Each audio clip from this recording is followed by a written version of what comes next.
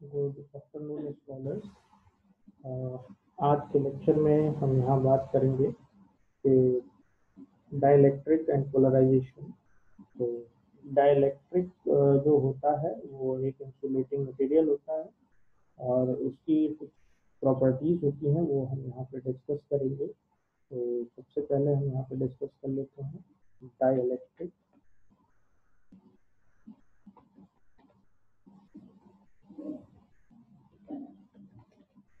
Dielectric जो होगा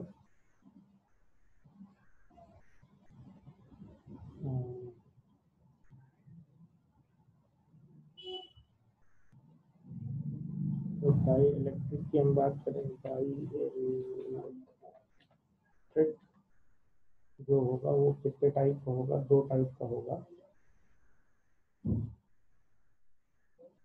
dielectric दो टाइप का है।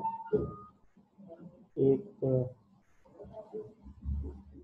होता है पोलर और दूसरा होगा नॉन पोलर। तो पोलर और नॉन पोलर दो टाइप का होगा। अब हम इसमें बात कर लेते हैं कि अगर हम किसी डाइलेक्ट्रिक मटेरियल को किसी इलेक्ट्रिक फील्ड के अंदर अगर प्लेस करते हैं तो उसको वो एक उसका जो डाइपोल मोमेंट डाइपोल्स हैं वो अलाइन हो जाते हैं। और अगर मैं इसको किसी अलाइन हो जाते हैं तो क्या होता है, एक पोलराइजेशन फील्ड एस्टेब्लिश हो जाता है जिसके अंदर इलेक्ट्रिक फील्ड के अंदर, ठीक है। और टोटल इलेक्ट्रिक फील्ड जो होगा वो इंटीरियर फील्ड और एक्सटीरियर फील्ड के बराबर होगा। तीसरी बात, अगर मैं बात करूं जो ये प्रोसेस है अलाइन हो जाने का डाइपोल्स के, उसको हम पोलराइजेशन कहते हैं।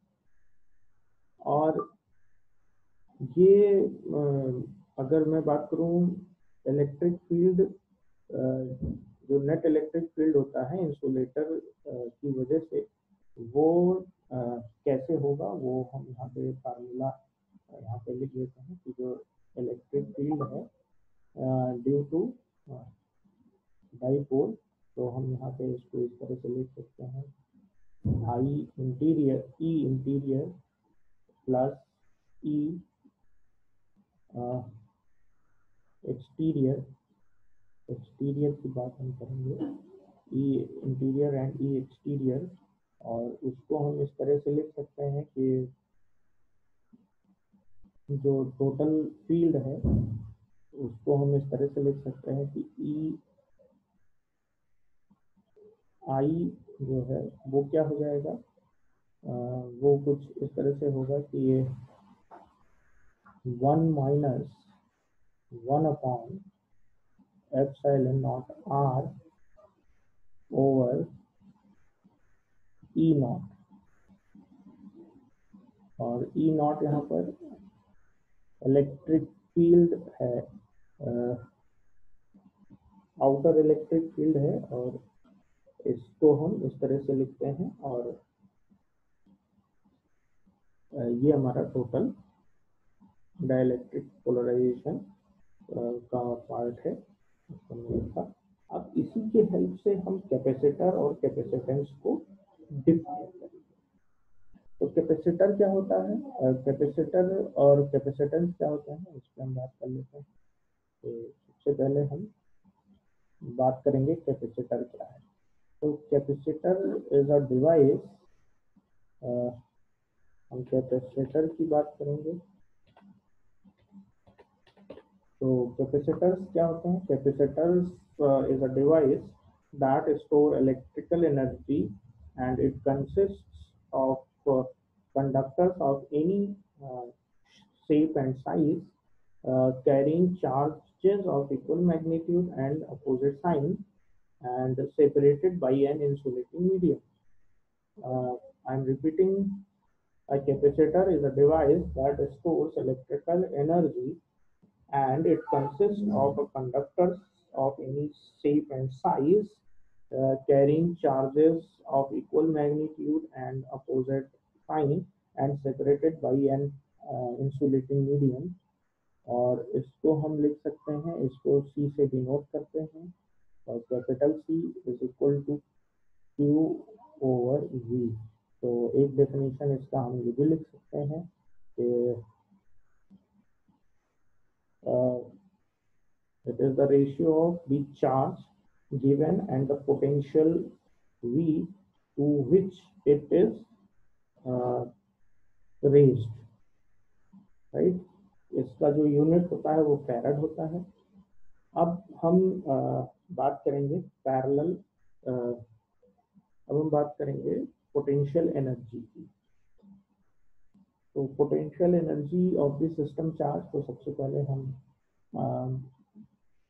बात कर रहे हैं पोटेंशियल एनर्जी की, उसके बाद हम आगे बात करेंगे। तो यहाँ पे हम बात करते हैं पोटेंशियल एनर्जी। तो पोटेंशियल एनर्जी क्या होता है? अगर हम किसी भी ऑब्जेक्ट पर फोर्स लगाते हैं और बॉडी डिस्प्लेस हो जाती है तो उसको वर्क डन कहते हैं। अब अगर मान लीजिए फोर्स लगाया और डिस्प्लेसमेंट नहीं हुआ तो वो क्या होता है, वो पोटेंशियल एनर्जी के रूप में उसमें स्टोर हो जाती है। तो सेम एज स्टैटिक चार्जेस के केस में अगर हम बात करें तो U is equal to W is equal to F into D R, जैसा हम जानते हैं। तो हम F की वैल्यू यहाँ पे पुट करेंगे और वैल्यू निकालेंगे। तो 1/4 pi epsilon not into Q1 and Q2 over R square into D are, और यहाँ पे इंटीग्रेशन का साइन लगाएंगे। और यहाँ पे फिर ये जो डी आर स्क्वायर है इसको इंटीग्रेट करेंगे, तो ये आ जाएगा 1/, अब यहाँ पे इलेक्ट्रिक फील्ड ये नेगेटिव हो जाता है तो हम नेगेटिव करेंगे, ये हो जाएगा 1/4 पाई एप्सिलॉन नॉट, और इस नेगेटिव की वजह से ये पॉजिटिव हो जाएगा, और यहाँ पे Q1 और Q2 ओवर R, ये आपका हो जाएगा potential energy due to the system of charges. तो ये तो हो गया only for two charges, only two charges. अब अगर बहुत सारे चार्जेस हैं तो यहाँ पे हम कर देते हैं if many charges is present, तो क्या होगा? तो यहाँ पे फार्मूला हम लिखेंगे U is equal to summation of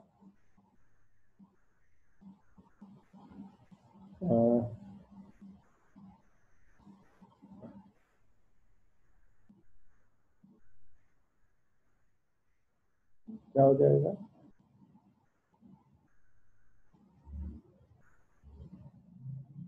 1/2 I is equal to 1 to infinity number of charges and Qi and Vi। Okay, तो ये हमारा चार्जेस है। अब V कहाँ से आया? तो हम बात कर रहे हैं कि V कहाँ से आया। तो ये और यहाँ पे ये टोटल मिला करके ये V हो गया। तो इसको हम इस तरह से भी लिख सकते हैं, इसको हम इस तरह से भी लिख सकते हैं यहाँ पे, इसको equal to Q1 and V1, U is equal to Q1 and V1। तो इस तरह से हम लिख सकते हैं। अच्छा, 1/4 पाई है यहाँ पे, तो ये भी हो सकता है। और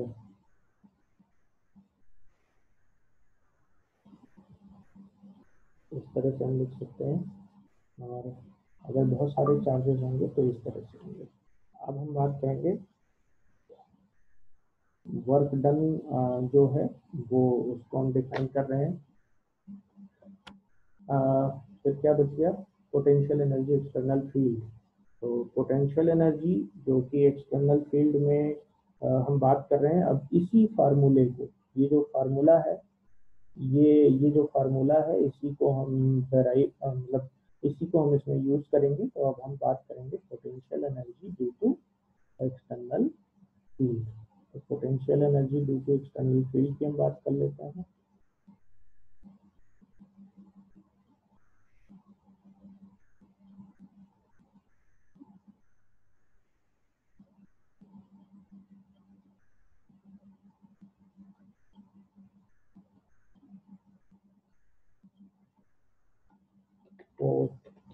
potential energy due to external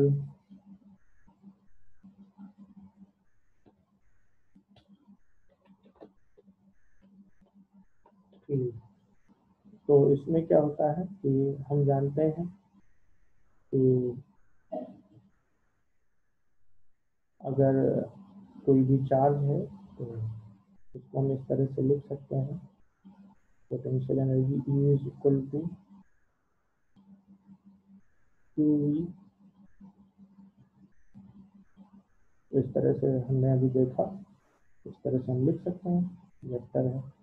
तो अगर if many charges present there, so if many charges present there, then we will write this solution as equal to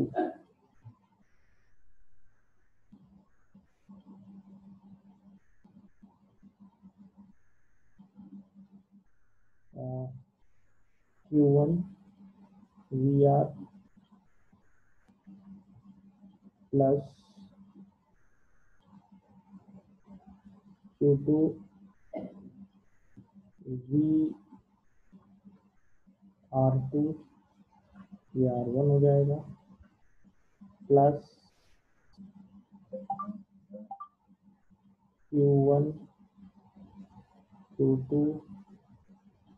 4 pi epsilon naught R1 R2 plus and so on, right? Q1 V1 R1 plus Q2 V2 R2 plus Q3 V3 R3, Q1 Q2 4 pi epsilon naught R1 R2 plus Q3 Q4 and so on. Okay. So now I'm going to discuss parallel plate capacitor. तो parallel plate capacitor क्या होता है? Okay, तो parallel plate capacitor हम next lecture में discuss करेंगे। आज के लिए इतना ही। Thank you.